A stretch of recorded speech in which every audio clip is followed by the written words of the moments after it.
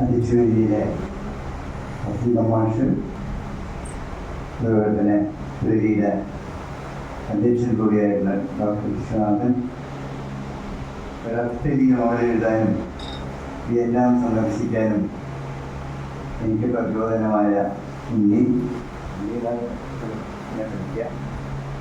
പിന്നെ അതുപോലെ സത്യത്തിൽ ഞാനും നാരായണനൊക്കെ തന്നെ കുട്ടികളുടെ നാടകരംഗത്ത് കൂടുതലും സ്വാഭാവികമായിട്ടും അത് വലിയൊരു നാടകരംഗത്തേക്കും കൂടി പ്രവർത്തിക്കുന്ന പോലെ നാരായണൻ, പിന്നെ ഇപ്പോൾ അഭിപ്രായം പറഞ്ഞ പ്രിയപ്പെട്ട സുഹൃത്തുക്കൾ, എന്തായാലും ഒരു ദീർഘമായിട്ട് ഞാൻ സംസാരിക്കാൻ ഉദ്ദേശിച്ചു. കാരണം ഈ സംസാരങ്ങൾ വൈകാരികമായിട്ട് ധാരാളം പറയാനുള്ള കാര്യങ്ങളാണ്.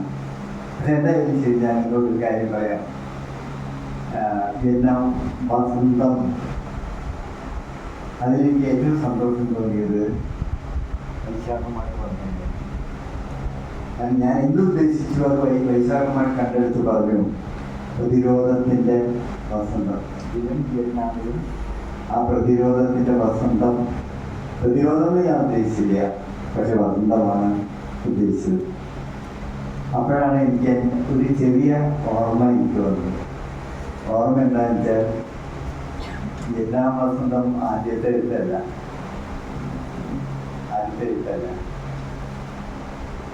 ഞാൻ വളരെ ഗൗരവപൂർവ്വം വളരെയധികം വായനക്കാർ സ്വീകരിച്ചൊരു എഴുത്താണ് വാർദ്ധക്യം വസന്തം എന്നുള്ളത്. വളരെ ശാസ്ത്രീയമായിട്ട് ചെയ്തൊരു വാക്കാണ്. പ്രത്യേകിച്ചും പെൻഷനേഴ്സിൽ നിന്നൊക്കെ തന്നെ അത് വായിച്ചൊരു വലിയ അംഗീകാരം ലഭിച്ചിട്ടാണ്. അവിടെ നിൽക്കുന്നില്ല. നിത്യജീവിതത്തിലെ അനുഭവങ്ങൾ വെച്ച് ജീവിച്ച് മരിച്ചുപോയവരും ഇരിക്കുന്നവരായിട്ട് ആൾക്കാർ ഒരു നിത്യവസന്തത്തിൽ ഒരു വസന്തത്തെ പറ്റിയിട്ട് ഇങ്ങനെ ആലോചിച്ചൊന്നുമില്ല, അങ്ങനെയൊക്കെ തന്നെ വന്നിരുന്നു എന്ന് ഒരു തോന്നൽ വന്നത് ഈ വിയറ്റ്നാം വസന്തം വന്നപ്പോഴാണ്. ഞാനിത് പറയാൻ കാരണം, നിങ്ങൾക്ക് എല്ലാം മനസ്സിലാക്കിയതുപോലെ ഞാൻ കൂടുതൽ കുട്ടികൾക്ക് വേണ്ടിയിട്ടാണ് എഴുതിയത്. അതിന് കാരണമുണ്ട്. എൻ്റെ ആറാട്ടുപുഴ എന്ന ഗ്രാമത്തിൽ, ഞാനിപ്പോൾ മണ്ണുത്തിക്കാരനാണ്, പക്ഷേ എങ്കിലും ആറാട്ടുപുഴ എന്ന ഗ്രഹത്തിൽ അവിടുത്തെ ഗ്രന്ഥശാലയിൽ ശങ്കരമാമ ഉണ്ടായിരുന്നു. കല്യാണം കഴിച്ചിട്ടില്ല, ഒരു കൃഷിക്കാരനാണ്. ആ ശങ്കരമാമ സ്കൂളിൻ്റെ പടിയിൽ നടന്നിട്ടില്ല. പക്ഷേ അദ്ദേഹം എനിക്ക് ആദ്യം എടുത്തു തന്നത് അമ്പിളിമാമനെയാണ്. അമ്പിളിമാമ വളരെയധികം ഭാഷയിലുള്ള എഴുതാണ്. പക്ഷേ എന്നെ കൊണ്ട് വായിപ്പിച്ചത്, ഞാൻ 4ാം ക്ലാസ്സിൽ പഠിക്കുമ്പോൾ വായിപ്പിച്ചത് പാവങ്ങൾ ആണ്. ഞാനിത് പറഞ്ഞു വരാൻ കാരണം, അത്തരം ജീവിതാനുഭവങ്ങൾ ഉള്ള എന്നെ സംബന്ധിച്ചിടത്തോളം, പ്രത്യേകിച്ചും കുട്ടികളോടൊത്ത് പ്രവർത്തിക്കാൻ കഴിഞ്ഞതൊരു മഹാഭാഗ്യമായി കരുതുന്നു. അത് പല തലങ്ങളിലും പല തട്ടുകളിലും. ആദ്യം കേരളത്തിലെ കുട്ടികൾ, ഇപ്പോഴൊക്കെ എന്നെക്കാളും വയസ്സുമാരും കുട്ടികളാണ്. നമ്മുടെ ചേനമടക്കം, വിദ്യാർത്ഥി ചേനമടക്കം. കാരണം ഇത്ര വലിയൊരു പ്രസ്ഥാനത്തിൻ്റെ ഭാഗമായിട്ട് നമ്മളൊപ്പം നിൽക്കുന്നു എന്നുള്ളതാണ്. അതുപോലെ തന്നെയാണ് ഞങ്ങളൊക്കെ കൃഷിക്കാരായിരുന്നു. കാർഷിക സർവകലാശാലയിൽ ജോലി കിട്ടിയതിന് ശേഷം ഞാൻ പറയാറുണ്ട്, കൃഷി തുടരാൻ കഴിഞ്ഞില്ല. പക്ഷേ ചേനത്തിൻ്റെ അവിടെ 100 ഏക്കർ നിലത്തിൻ്റെ ഒരു ഉടമയായിരുന്നു ഞങ്ങളൊക്കെ. അതൊക്കെ സഹോദരിമാർ കൊടുത്താണ് നമ്മൾ. പക്ഷേ കൃഷിയെപ്പറ്റി ഗവേഷണം, മൃഗസംരക്ഷണ ഗവേഷണം ഒരു മഹൽ സ്ഥാപനത്തിൽ ജോലി ചെയ്യുമ്പോൾ അവിടെയും പോരാട്ടങ്ങൾ നടത്തേണ്ടി വന്നു എന്ന സത്യം അജിതത്തോടെ ഇരിക്കുന്നുണ്ട്. സത്യം നിങ്ങൾ മനസ്സിലാക്കണം എന്ന് പറയുന്നു. എന്തായാലും ശരി, അത്തരം അനുഭവങ്ങൾ ഒരു കാര്യം ഉറപ്പിച്ചിട്ടുണ്ട്. നമ്മുടെ സമൂഹത്തെ മുന്നോട്ട് നയിക്കുന്നതിൽ കൃഷിക്ക് വലിയ പങ്കുണ്ട്, അഗ്രികൾച്ചറിന് വലിയ പങ്കുണ്ട്. അതാണ് ഞാൻ കുട്ടികളോട് പറഞ്ഞു കൊടുക്കാറുള്ളത്. ചെമ്പരത്തി വലുതായി, ചെമ്പരത്തിയിൽ പടർന്നു കയറി മുല്ലയിൽ എത്തി, മുല്ല പറഞ്ഞു ചേച്ചിയെ കാണാൻ നല്ല ഭംഗി. അതുപോലെ തന്നെ ഉണ്ടാകുന്നില്ല. ചേച്ചിയെ കണ്ടപ്പോൾ മുല്ല ചോട്ടെങ്കിൽ നോക്കിയോ പറഞ്ഞു, നിന്നെ കാണാൻ നല്ല ഭംഗി മാത്രമല്ല നല്ല വെളുപ്പാണ്, നല്ല മണമുണ്ട് എന്ന് പറഞ്ഞു. എന്നിട്ട് രണ്ടു കൂട്ടരും ആകാശത്തേക്ക് നോക്കി ആകാശത്തേക്ക് പോകാൻ നിൽക്കുകയാണ്. കുട്ടികൾക്ക് കഥ പറഞ്ഞു കൊടുക്കുമ്പോൾ നമ്മളെല്ലാ മക്കളും ആകാശത്തെ മാത്രമല്ല പ്രപഞ്ചങ്ങളെ നോക്കി പഠിക്കേണ്ടവരാണ് എന്നവരോട് പറയാൻ തോന്നുന്നു. എന്തായാലും ഞാൻ നിങ്ങളൊരു കാര്യം പറയാം. യാത്രകൾ ഇന്ത്യയിലാകെ ഔദ്യോഗിക ജീവിതത്തിലൊക്കെ നടത്തേണ്ടി വന്നിട്ടുണ്ട്. പക്ഷെ അതിനുശേഷം ഒരു 10 കൊല്ലം തൃശ്ശൂർ കോർപ്പറേഷൻ കൗൺസിലറായത് മനുഷ്യ ജീവിതത്തിനെ ആഴത്തിൽ പഠിക്കാൻ വളരെ സഹായിച്ചിട്ടുണ്ട് പാവപ്പെട്ട മനുഷ്യരെ, കക്ഷി രാഷ്ട്രീയത്തിലേക്ക്. പക്ഷേ അത് 10 കൊല്ലത്തെ പണി കഴിഞ്ഞപ്പോൾ പിന്നെ തീരുമാനിച്ചു ലോകത്തിലെ കുട്ടികളെ കണ്ട് പഠിക്കുക. അതിൻ്റെ ഭാഗമാണ് ആദ്യമായിട്ട് വിയറ്റ്നാം, വിയറ്റ്നാം എന്നൊരു യാത്രാവിലാണ് ഞാൻ എഴുതിയത്. പക്ഷേ ഞാൻ അവിടെ കണ്ട മിയ, ഞാൻ അവിടെ കണ്ടെത്തിയ കൈവിരലുകളും കാൽവിരലുകളും ഇന്നത്തെ നഷ്ടപ്പെടുത്തിയ പലരും ആ ഗർത്തങ്ങളിലൂടെ ടണലിലൂടെ നടക്കാൻ പഠിക്കുമ്പോൾ ഞാൻ ഇറങ്ങി നടന്നു. ഒരു 1.5 മണിക്കൂർ നടന്ന് കയറി വരുമ്പോഴേ ഈ ഉണ്ണി പറഞ്ഞുകൊണ്ട് കപ്പ പോലെയുള്ള ഒരു പ്രത്യേക ചായയുമായിട്ടാണ് അവരുടെ സ്വീകരിച്ചത്. ഞാൻ പറഞ്ഞു വരുന്നത് വിയറ്റ്നാം യാത്രാ വിവരണം എഴുതിയതിനു ശേഷം അവിടുത്തെ മിയയുടെ അമ്മയുടെ തോക്ക് പുറകിൽ അമ്മയുടെ അച്ഛൻ്റെ കൈവിരലുകളും കാൽവിരലുകളും നഷ്ടപ്പെട്ട് വളരെ കാലം ആശുപത്രിയിൽ കിടന്ന് പതുക്കെ രക്ഷപ്പെട്ടു വന്ന, എന്നിട്ട് രാഷ്ട്രത്തിൻ്റെ ഏറ്റവും വലിയ ഒരു കൃഷി ഫാം ഉണ്ടാക്കിയ, അതിനെ ആസ്പദമാക്കിയിട്ടാണ് വിയറ്റ്നാം വസന്തം ഇതെത്തുന്നത്. കൃഷി നമ്മളെ വസന്തത്തിലേക്ക് എത്തിക്കുന്നു. അത്ര എത്തിക്കാൻ കേരളത്തിലും കാർഷിക സർവകലാശാലയിലും തിരുവനന്തപുരത്ത് എനിക്ക് വൈദ്യുതിനൊക്കെ എത്രമാത്രം കഴിഞ്ഞു അല്ലെങ്കിൽ കഴിയുന്നുണ്ട് എന്ന് പരിശോധിക്കരുത്. അതുകൊണ്ട് തന്നെയാണ് വിയറ്റ്നാം വസന്തം എന്ന് ഈ നോവലിനെ പേരിട്ടിരിക്കുന്നത്. അതിനെപ്പറ്റി വായനക്കാരെ സംബന്ധിച്ചിടത്തോളം വ്യത്യസ്തമായ തലങ്ങളിൽ വിമർശിക്കുകയും ആസ്വദിക്കുകയും ചെയ്യും എന്നുള്ളതിൽ യാതൊരു സംശയവും നമുക്കാർക്കും വേണ്ട എന്നുള്ളതാണ്. പിന്നെ ഞാൻ ഒരു കാര്യം കൂടി പറഞ്ഞോട്ടെ. ഞാൻ ആദ്യം ഈ യാത്ര കഴിഞ്ഞിട്ട് ആദ്യത്തെ യാത്ര ആഫ്രിക്കയിലേക്കായിരുന്നു. അതിനൊരു കാരണമുണ്ട്. അമേരിക്കയിൽ വിസ്കോൺസിൻ സർവകലാശാലയിൽ ചെന്നപ്പോൾ അവിടെയുണ്ട് കുട്ടികളുടെ ലൈബ്രറി, ചിൽഡ്രൻസ് ലൈബ്രറി. അതിനുള്ളിലേക്ക് കയറി ചെന്നു. അതിൻ്റെ ഡയറക്ടറെ കണ്ടു. അപ്പോൾ അവരോട് ചോദിച്ചു, ഞാൻ അവരെ കണ്ട് ഞാൻ ഇവിടെ ഒന്ന് ഉപയോഗിച്ചോട്ടെ വന്നിരുന്നേ, പുസ്തകങ്ങളൊക്കെ നടത്തിയിട്ട്. അവർ പറഞ്ഞു ഡിസ്കസ് എന്ന് പറഞ്ഞു. അപ്പോൾ ഞാൻ അവർക്കൊരു പുസ്തകം കൊടുത്തു, ഗ്രാൻഡ് ടേക്സ്, ആ കച്ചവടങ്ങളുടെ ഇംഗ്ലീഷ് കൊടുത്തതാണ്.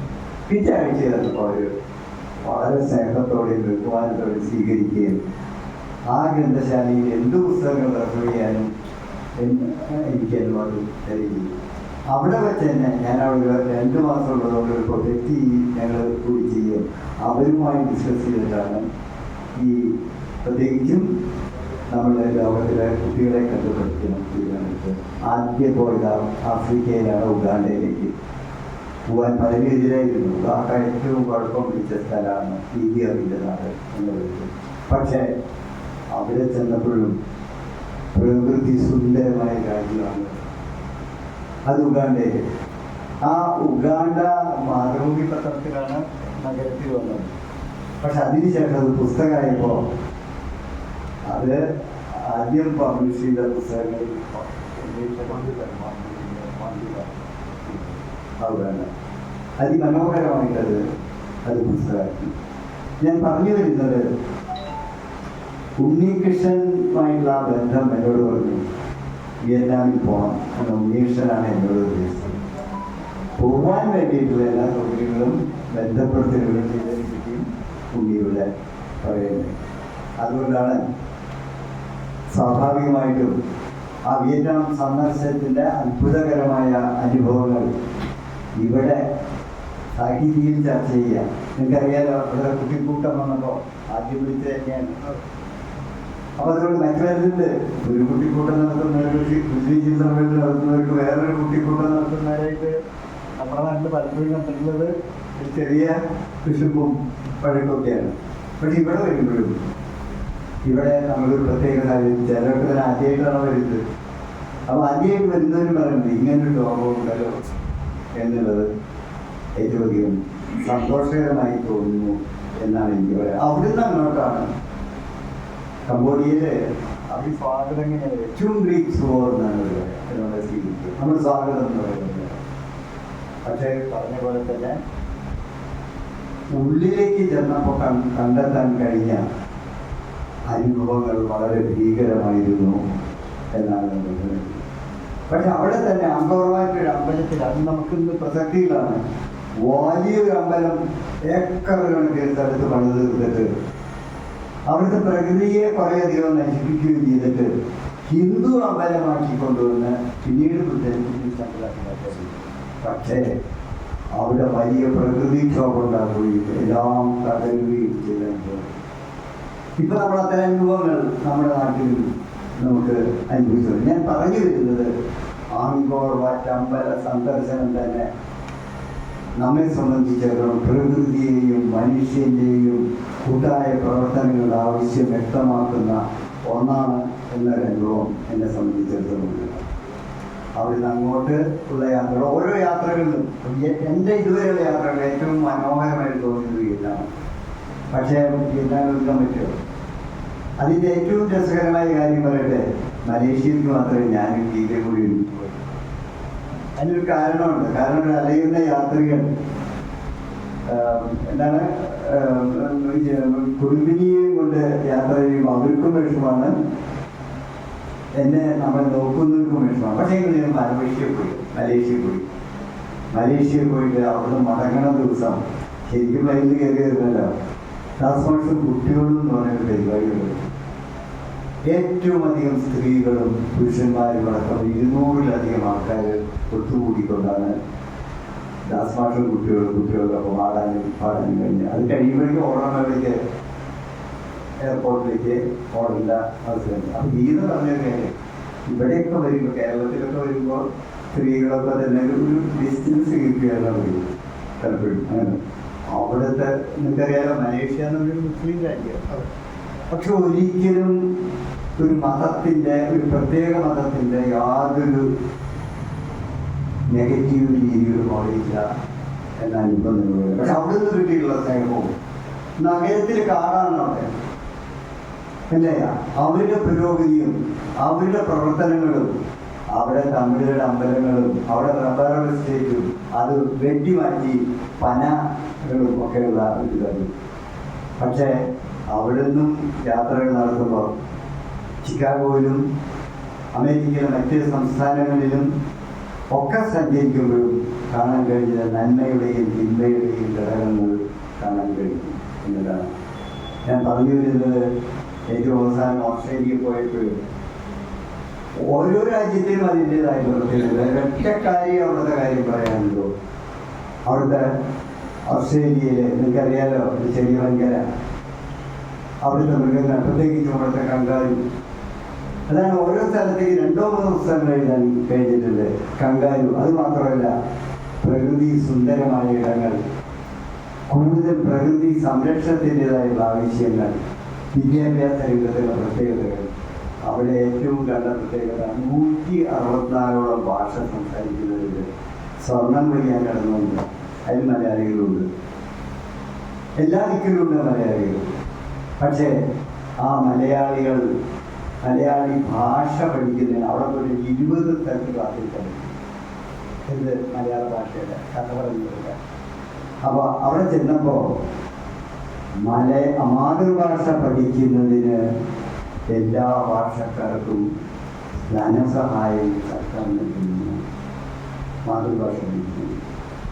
അപ്പം അതുകൊണ്ട് തന്നെ നമുക്ക് എന്താ പറയുക, മാതൃഭാഷ പഠിച്ചാലേ നമുക്ക് മറ്റു ഭാഷകൾ കൂടുതൽ പഠിക്കാൻ കഴിയൂ എന്ന് വിശ്വസിക്കുന്ന നമ്മളെ സംബന്ധിച്ചിടത്തോളം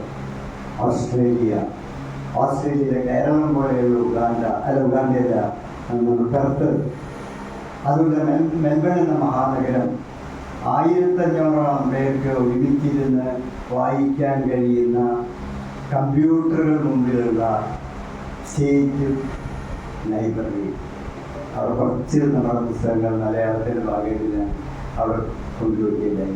നമ്മുടെ സുഹൃത്തുക്കളോട് കൂടുതൽ പുസ്തകങ്ങൾ കൊടുക്കുന്നു. ഞാൻ പറഞ്ഞു വരുന്നത്, വിയറ്റ്നാം അടക്കം ഓരോ രാജ്യത്തിനും അതിൻ്റേതായ നാം നാം പഠിക്കേണ്ട കാര്യങ്ങൾ ഒട്ടേറെയുണ്ട്.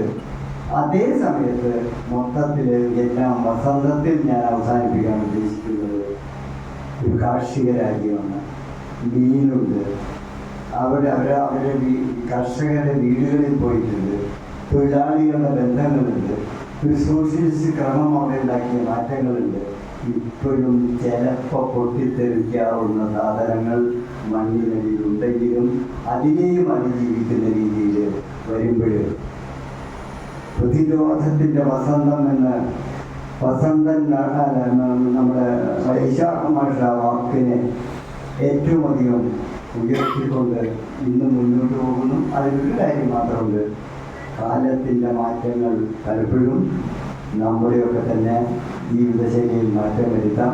ഇത് മനസ്സിലാക്കുന്ന കാര്യം, ഇപ്പോൾ ധാരാളം അമേരിക്കക്കാർ ടൂറിസ്റ്റുകളുടെ രാജ്യമായിട്ട് മാറ്റിയിട്ടുണ്ട്. ധാരാളം അമേരിക്കക്കാരും വളരെ സ്നേഹത്തോടെയും സന്തോഷത്തോടെയും അവിടേക്ക് കടന്നു വരുന്നു. അവരെ വിയറ്റ്നാം ജനത സ്വീകരിക്കുന്നു എന്ന ഒരു സത്യമുണ്ട്. മറ്റൊരൊറ്റ കാര്യം കൂടി പറഞ്ഞു, എന്താണെന്നറിയോ? വിശ്വ ഹിന്ദി ദിനം കേരളത്തിൽ ജനങ്ങളുടെ ദിനം ആചരിക്കാൻ പറ്റില്ല. പക്ഷേ അവിടെ വിശ്വ ഹിന്ദി ദിനത്തിൽ പാട്ടുപാടിയതും നൃത്തം ചെയ്തതും ഒക്കെ തന്നെ കൂടുതലും വിയറ്റ്നാമീസ് പെൺകുട്ടികൾ ആണ് എന്ന വസ്തുത ഞാൻ നിങ്ങളോട് പറയുന്നു.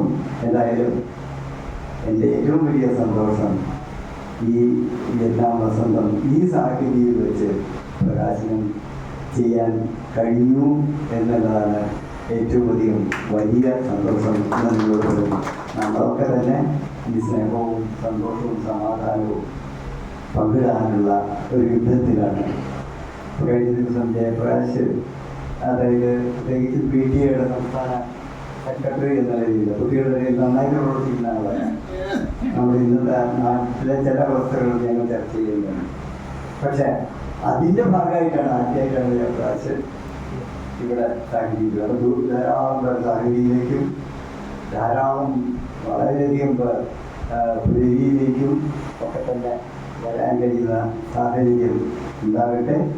എന്നെ സംബന്ധിച്ചിടത്തോളം പരിമിതികൾ എൻ്റെ എഴുത്തിലുണ്ട് എന്ന് നിങ്ങൾ മനസ്സിലാക്കേണ്ടതിന് കാരണം അത്തരം രീതിയിൽ മുന്നോട്ടുള്ള ഒരു പറയാണ്. പക്ഷേ ഒരു സന്തോഷം, ഈ സ്നേഹം എഴുത്തുകാരന് ലഭിക്കുന്ന സ്നേഹം അത് ലോകത്തിൻ്റെ ഏത് ഭാഗത്ത് പോയാലും മലയാളി എഴുത്തുകാർക്ക് ലഭിക്കുന്ന സ്നേഹം വലിയതാണ് എന്ന് മാത്രം പറഞ്ഞുകൊണ്ട് ഇതിനൊക്കെ അവസരം തന്ന ഇതിനോട് നന്ദി രേഖപ്പെടുത്തുന്നു.